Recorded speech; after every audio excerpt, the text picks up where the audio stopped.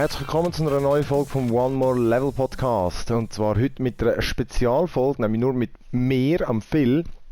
Aber zu Gast, oder beziehungsweise ich habe ein Interview gemacht mit dem Sam Partridge. Und zwar, er ist der Entwickler von Stave Studios. Die haben das Spiel Over the Alps gemacht. Das ist ein Apple Arcade Game.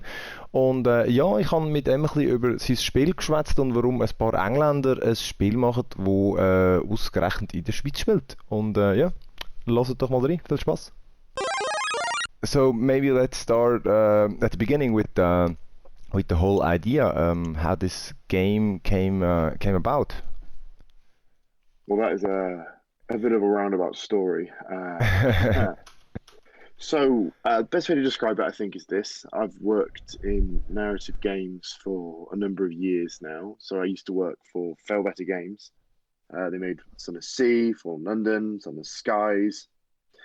Oh, nice. All of which I worked on to some greater or smaller degree. And while I was there, I was enjoying myself, but I didn't really feel like I was being stretched creatively. You know what it's like as a developer. Like you tend to make other people's things, and it's great, and I loved it. Yeah. But I was like, well, what would I do? You know, if it was me in charge, what would Sam make? And this is where Over the Alps came about. Now, originally we'd want to. So a long time ago, an old school friend of mine, Josh Callahan, and I had wanted to make board games. So, you know, we'd done all this art for board games, and we tried to design them, but it turns out board games are very hard to make. They're very hard to make. Like, you can't just test them in your room. You got to send them out to people, and there's a lot more variables in there compared to making a video game. You know, a lot of reasons why it basically didn't work out. Mm-hmm. So we had all this artwork lying about. We said, well, you know, we just want to make something quick. High speed, like something neat, something pretty. We've got all this artwork for a board game. Why don't we make it into a video game? And anyway, it was only supposed to last a year, and 8 years later, it came out. So yeah, mad. We're just making it in our spare time to see who would like it, who would be interested in it. And it turns out a lot of people like it, and a lot of people are interested in it. And we started winning awards, and people started to invite us to more things. And we went, okay, well, we can do something more with this. I freelanced for a bit. I used to work on more narrative stuff, including the Love Island game. Do you have Love Island over in Switzerland? Love Island? I'm not sure. No, Germany has it now, I'm sure, and Sweden definitely. It's a world's worst dating show. Oh, basically. I see it. Yeah, it's Don't quote me on that. The game itself, funny enough, was from a technical point of view a masterpiece. Yeah, you know, because you can date anyone in it, and you know, and anyone could date anyone else. So all these branching storylines, the tech behind it to make that work was just genius. Anyway, reminds me a bit of Dream Daddy. At least the cover art. Yeah. Right. Okay, good. Well, Dream Daddy was one of the things I said. You know, if we're going to make a game based on dating, we have to take some inspiration from Dream Daddy, especially the UI, because that game looks great. Yeah, that's awesome. That's fantastic, isn't it? And it just looks and feels fantastic too.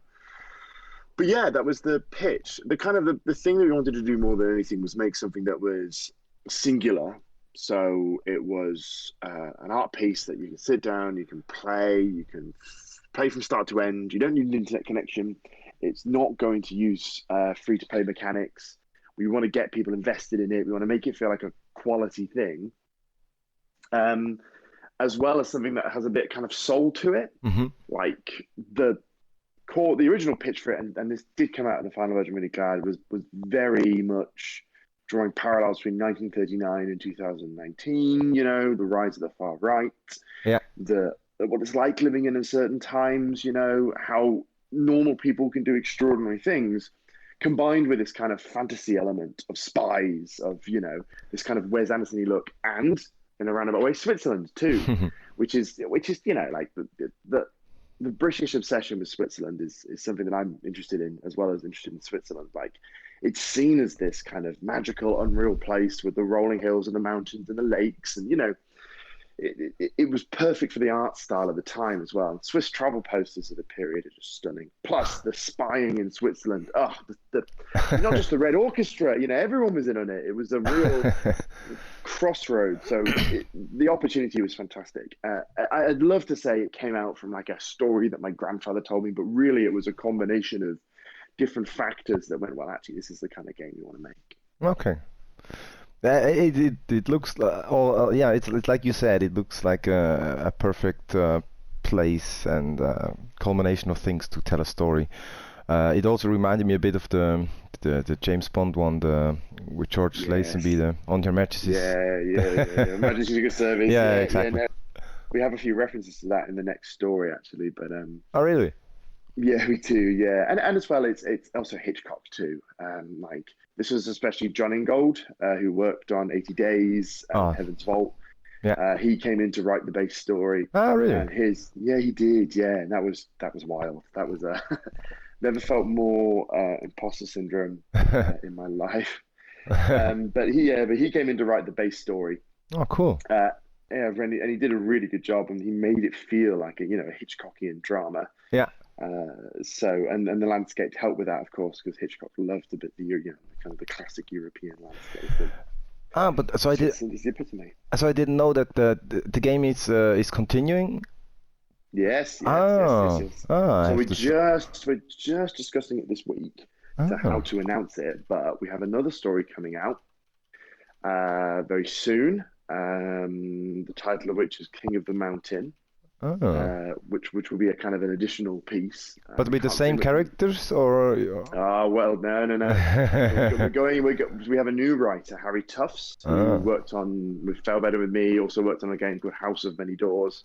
Oh, nice. He's coming in and he's writing his own story within the world. And then we've got a few more coming out after then. The story doesn't end here. Yeah. Okay. So the reason why you chose the like Switzerland and the timeline, that is just because it was a nice set piece. Nice set piece. Historically speaking, Switzerland and Swiss spying is incredibly important. It was not just the Red Orchestra, but the British were involved, the Nazis were involved. It's a really convenient place to put like an interwar drama, frankly. Yeah. Okay. It's also, like I said, it's the romance of the scenery, and it's a private obsession with Switzerland, which was very awkward to talk about with a Swiss person, but it's also very, very British, frankly. We're kind of obsessed. Never been to Switzerland, although I've got an absolutely horrifying story to tell you if you're ready. Yeah, sure. So, people always ask me, you set this in Switzerland, are you Swiss? No, I'm not Swiss. You've been to Switzerland? No, I haven't been to Switzerland. Telling my parents this, and my mother, who's a very blunt and straightforward individual, said, yes, you've been to Switzerland. And I said, what? No, I haven't. She said, yes, well, your father and I used to go on holiday in Switzerland. And then about 30 years ago, and then she proceeded to tell me about how I was bloody conceived in Switzerland. I did not want to know this. I did not know. No, yes, on a tent on the side of the Matterhorn. I'm like, oh, for goodness sake. Great, thank you so much. So yeah, she's convinced that has made me obsessed with it. But, so you're part Swiss. I would love to say that was true, but the more I think of it, the more detail I have to go into. But I'm good. Parents. Yeah, right. Yeah, who would have them? Okay. So. The whole thing about the gameplay. When did that come about? Was you clear from you, or did you took inspiration from 80 Days from the beginning, or did you know from the beginning that you wanted to do it with a gameplay like this, like story based adventure like? So there's three factors in there. One is definitely 80 Days. Like, I love how 80 Days so clearly puts you into the story. You're immediately pulled into it. It's so straightforward because, at the end of the day, a phone is, you have to be very economical with input. Think about like a fail better game. There's so many things on it. Like in Fallen London, you've got text down the middle, stats on the right, map on the top, more stats on the left. And with the phone, you don't get that. You get this kind of purity of input, and it allows you to instead concentrate on the art and aesthetics and the UI to draw the player in. So yes, 80 Days in that respect was the leading role. Yeah. Two was that as much as I liked 80 Days, I wanted to. Josh really was the key here. So Josh, who I mentioned before, is the creative director. He's the lead artist as well.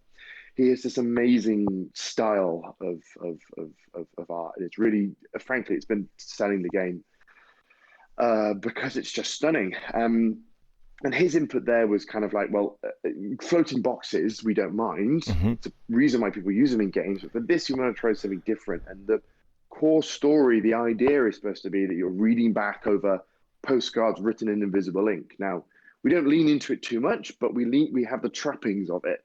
We have a postcard, we have the stamps for choices, we've got each of the locations kind of appears a bit like a travel poster. The map as well is slightly hand-drawn. All these elements give it a more tactile feel. Yeah. And that design really affected that artistic style affected the design. Yeah. Because it meant that we were limited, it meant we were pared back, it meant that we were concentrating on objects. So all of a sudden you go, okay, I'd love to do just text boxes anywhere, but we can't because it's a postcard. So you have to think, well, where are we going to put the stamp? Like, we'd love to break out and have animated scenes in between. But again, it's not really the style we've gone for. We don't really have the time either. The whole game was made in about 3.5 months. Oh, no. Oui. So yeah, we really went for it. But the third aspect is the key here, which was it was in place from the start. That we have made something where, like, frankly, the technical achievement of the thing is great, but it isn't the core.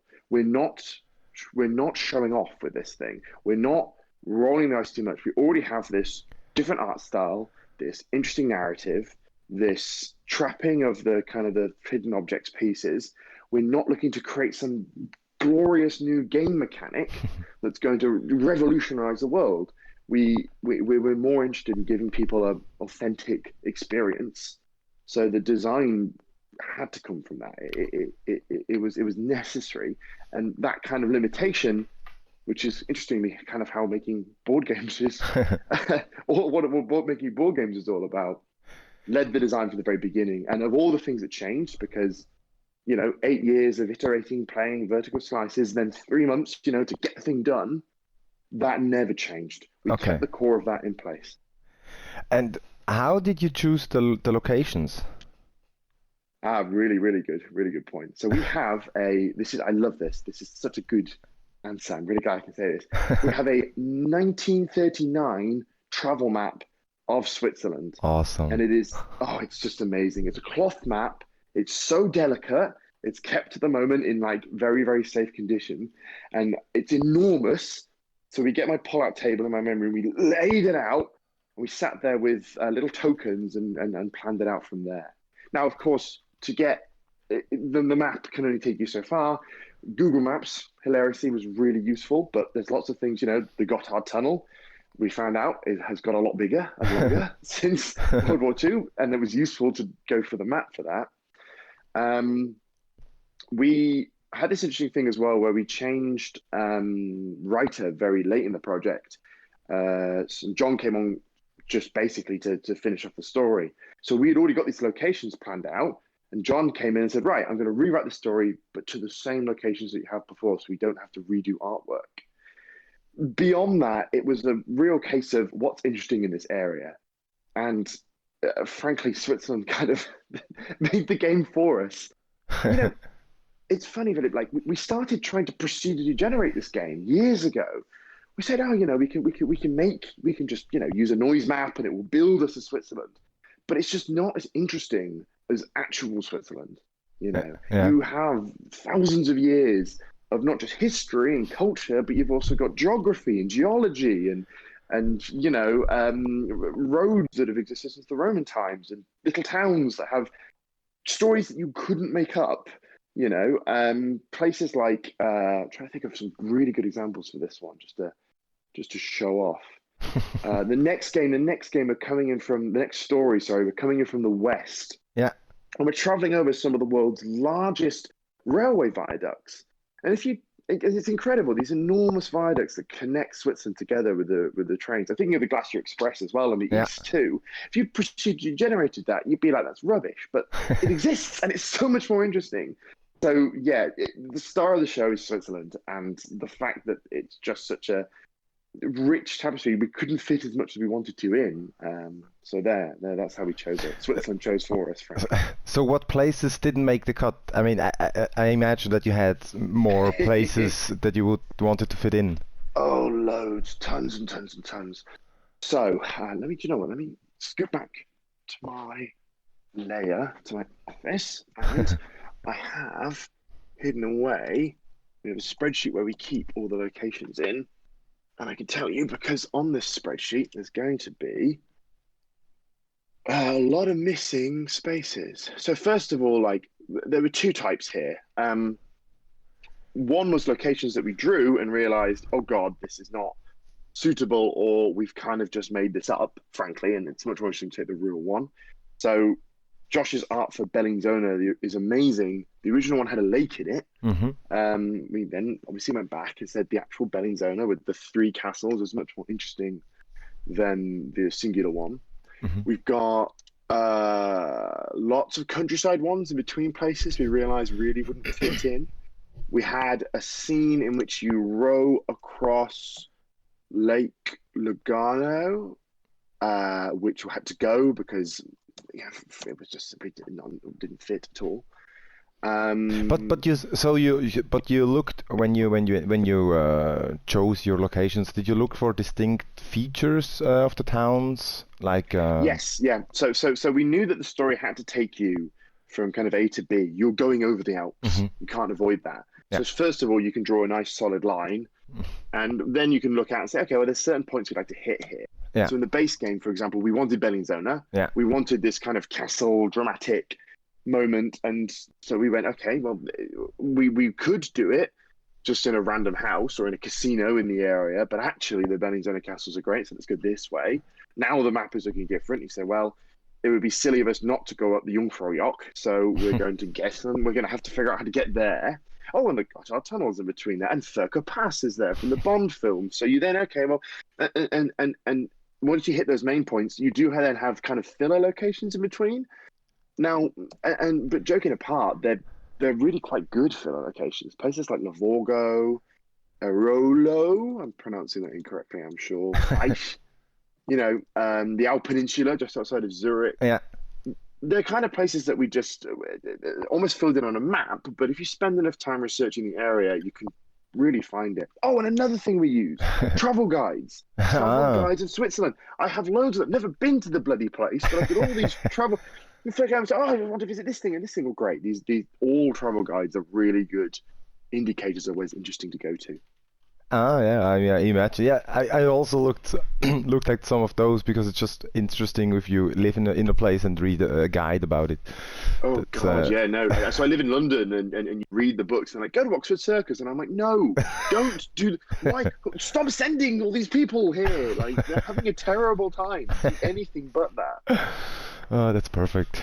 So I'm coming from Winterthur, that's like north of Zurich. Oh, great. Was that ever in consideration?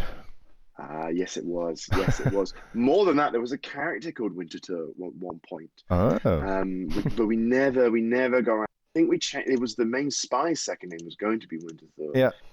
I'm just on a spreadsheet now. Yeah, the original Winterthur was going to be there. If I look at it on the map, I can tell you why we didn't choose it. I just need to make sure my geography is right before I say this. It hasn't that many distinct features in comparison, probably to Schaffhausen or Zurich. Yeah, this is it. So what we wanted was the idea is, and this is very spoilery for the end of the game. There's one final moment where Louisa is captured back by the Fraulein, who's taking her to Schaffhausen to ferry over the border. We wanted the falls in there. We really wanted falls in there. You know, they're iconic, they're beautiful. Like, it's a very Sherlock Holmesy sort of ending, even though the waterfall that Sherlock Holmes fell off is in a different part of Switzerland. We won't dwell on that. And John's first pitch of it was, it's so much better if you get to Zurich, and then it looks like the game has ended. You've flown over the higher balloon. You've missed out a lot of interesting places in Switzerland for sure, but Zurich feels like the end of the game. Yeah. And then you have this moment of, oh God, it's not over yet. And you then get this kind of final sort of choice as you drive out to Schaffhausen. I think the original plan was that this abduction of Louisa would happen much earlier on. Yeah. We were thinking it would happen, in fact, way back in the day, it wasn't even Louisa, it was her father who was going to be this kind of main character that you were trying to track down. We were going to invent a monastery near Schweiz. Yeah. And then the idea was that the monastery would be, attacked by German agents, and an avalanche would happen, trapping you in there, and you'd then chase them all the way to Schaffhausen, and that's where the final confrontation would happen. Okay. I much prefer the way John wrote it, which is the action happens off screen. Yeah. You fill in the gaps. It leaves open question marks as well. Like there are many endings of Over the Alps. And really, although kind of one thing happens, the best way to describe it is that people in the know will know more what happened in there. There's more of a hint about what's going on. So having the player character not there when it happens is great, which just meant we went straight past Winterthur. I'm really sorry. That's no worries. I have built train rides to it in Ticket to Ride many times. So, I mean... other than that, I'm sure it can. I'll talk to Harry and see if he can make an appearance in the future. Awesome. How complicated was it because you can choose different answers, so I imagine there are different paths you can take, or variations in the story. Yep. So how complicated was this to fit it all together? Well, this is the interesting part, right? So this is more of like a technical question. Actually, I interpret this as. End of the day, when John joined the project, we knew the thing was going to get better. It was going to have more branching. It was going to be a lot more freeform. John, helped build the language that we used to write Over the Alps in. And very quickly we realized the way we were working before, where we had kind of game code and writing very closely tied together, was not going to work for this. Also, as well, we had to translate it. We've happily translated it into 15 languages. Yeah. Even so, we had to very quickly go, okay, we can't have these things so tightly married together. So the way Over the Alps works under the hood now is ink does whatever it wants to do, and the game will respond. There's tags in the ink now that say, do this, open a postcard, go to a location, write down some routes. And then every input that the player does is interpreted as a choice in ink. But did you write the several storylines at the beginning of first? Yes, this is it. Yes. So the original plan was to write a number of storylines. John expanded that greatly, and basically what I'm telling you is in a very roundabout. There are many, many, many branching paths inside of Over the Alps. There is a definitive ending. Yes, there are different endings one can get, depending on the relationship we have with characters. The joy of working with John has been there's so many little branching moments that open up and close. I'd love to map the thing out, frankly, one day, but it is just so freeform. It doesn't work like a branching narrative in terms of like your Baldur's Gate, where there's you talk to this person and you don't talk to this person. It's lots and lots of tiny little decisions that all add together that tweak the story constantly. I see. So what was the hardest part of the game in developing? Was it the story, the design, or fitting it together? It was the fitting it together. So for me, it was the translation work. It took an enormous amount of man hours to get it into the game and get it set up. For Matt, he'd probably say it's the technical aspect of getting it onto the mobile, PC, and the Mac. Yeah. So we have Apple TV. We're on the iPad. We're on the iPhone. We're all these different ratio sizes and all these different devices. Getting them to work together and pass cloud saves over has been a big task for Matt. Yeah. But at the end of the day, for all of us, it was the time constraint was very difficult. We wanted to get it out in time for the arcade launch. Yeah. We were absolutely determined. And although we're a very small, very quick team of developers. We're all veterans. We've all done this many times before.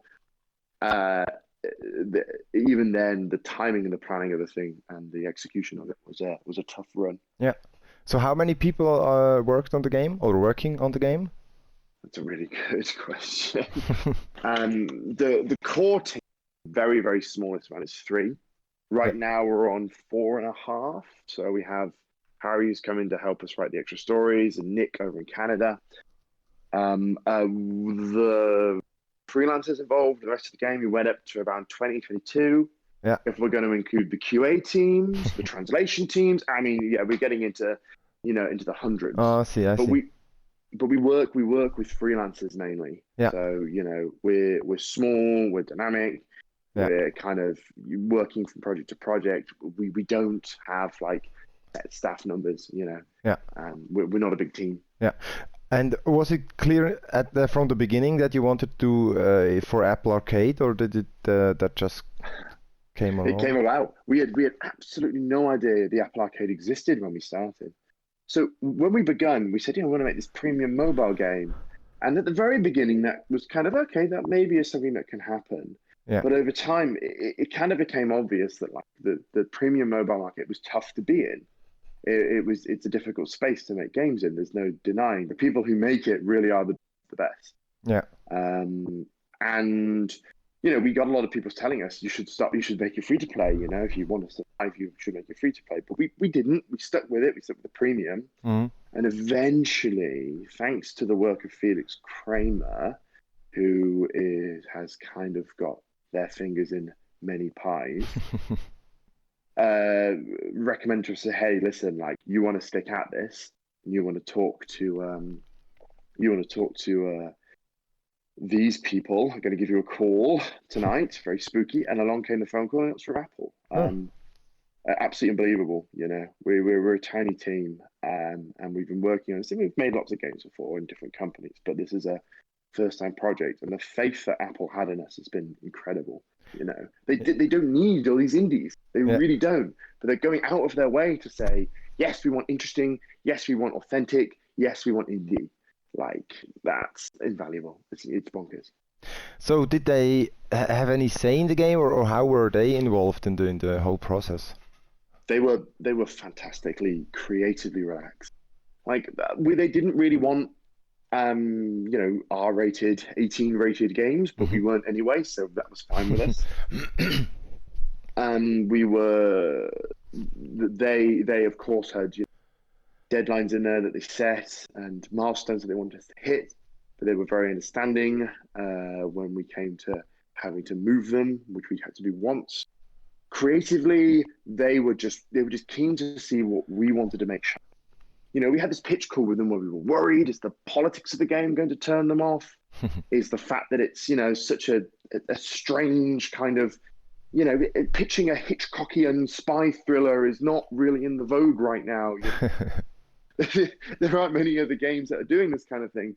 So we were really concerned. So just going to be honest with them and really, genuine. And they, if anything, they were more enthusiastic about the project than we were in places. They were losing their minds over it. And they said, we don't want you to change anything.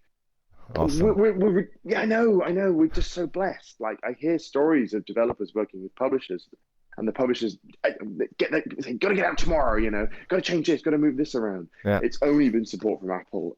It's been unreal, actually, genuinely. They've been fantastic. So so what do you think on Apple Arcade on the whole? Do you think it has legs? Yeah, I think it does. I think it's a triumph, frankly. The new games that are coming in are fantastic. I've subscribed to it not just because I'm on it, just because I'm playing things on it still. And the dedication Apple has to supporting it is really attractive. So all developers will be doing. I don't know the contractual facets of other people's contracts, but we know we'll be adding to the game for a long time to come. Okay. Cool. And that kind of thing from a subscriber point of view is great. Like, yeah, you can subscribe. You say, well, I've played all the games now, why would I subscribe anymore? Well, there's games coming out every month, and there's new things being added to existing games. And if they keep at the same, and they have been doing this, the same dedication to finding indie things, finding strange items, finding weird and wonderful and high quality gems. Like, great. What more would you want? I wish I'd thought of the concept years ago. So, will the game ever come out on another platform? I mean, probably not Android, but is it open to PC or? Well, we are doing some investigation now. Can't say more than I can't say. I'd love to say more than honestly, but we're coming to the end of doing a little bit of poking around, and Okay. if you or anyone else was interested, I'd say sign up to our mailing list, because that would be the first way to hear about Okay. it. But early days. Okay. And so maybe last question was, what is next for your studio? Well, okay. There's, for a small studio making narrative games, you've got a lot of dragons to slay. You have to make sure that you're producing content, like good written content for the Alps. That's my first concern. My second thing is that if I want to do more things, if we want to do more things, they're going to have to be strange, different, alternative. Like, we're living in a world now where there's so many games out there. I really want to work on something that was out there. But also, as a studio, we're very much dedicated to this, concentrated, authentic, curated feel. Yeah. This is a really long way around for me to tell you that we are having ideas and we're starting to get the ball rolling on said ideas. Tell you what, you should give me another call in a few months' time and I will go into more detail. Oh, cool. But I will say this, I think we're probably going to be leaving Switzerland to Over-the-Alps. Okay. And there's plenty more, but there's plenty more Switzerland to do first. Awesome. Looking forward to it. Yeah. No, Okay. it's great. Okay. I mean, I should have included my favorite joke is, what's the best thing about Switzerland? I don't know. Well, the flag is a big plus. Yeah, I heard that one. Yeah. Yeah, I know. Yeah. Don't worry. Listen. My country is a national joke, so it's just one big joke. So if you want to swap, like, I think it's fine. Yeah. I think everyone's in Europe. Oh no, okay, no, but Sam, thanks very much. I'm glad that it worked out in the end with the interview. No, yeah, well, me too, yeah, and thank you so much. I'm really sorry for messing around. Yeah, no worries. No, I am. It's the downside of small teams, like. Yeah, sure. The sacrifice we make for this kind of authenticity and the fact that we're close to the coalface and we're all still making the game is. I miss a lot of emails. Yeah, of course. So yeah, I know. When when we make a million, I'll have secretaries and underlings to do this work for us. But for now, it's very much me. Yeah, I mean, great talking to you. Yeah. Just wanted to say that because the story is not that time sensitive, because the game came out when was November on the Apple Arcade launch. Yeah. So I think it's fine. It's for the Swiss our users. I think it will always be an interesting story because it's set place in Switzerland and there aren't many games about Switzerland, even from Swiss studios. No. I mean, like, bonkers that. The other thing to say as well is, from we can't really talk stats like legally, but the number of players in Switzerland is crazy. Like, percentage-wise, they have the highest number per population, the second highest number per population actually, and the highest number of returners. Yeah. So we have Swiss players, and not just Swiss, loads of Swiss players. And that really got me very happy. Yeah, that's awesome. Who did the crunch numbers? Of course, Switzerland love it. So no, I'm really pleased. And if we can keep fooling people in that we're Swiss, then clearly we're making something that feels right. If someone said, "Oh, this obviously isn't Swiss at all," then yeah, of course. I think we would have messed up. Yeah. Ja, das war es mit dem Interview. Mal schauen, vielleicht gibt es wieder mal so eins. Ich hoffe, es hat euch interessiert. Ihr findet alles über unseren Podcast auf onemorelevel.ch. Ihr könnt uns ein Mail schreiben an podcast@onemorelevel.ch. Wir sind auch auf Twitter oder Facebook. Ja, danke fürs Zuhören und bis zum nächsten Mal. Tschüss!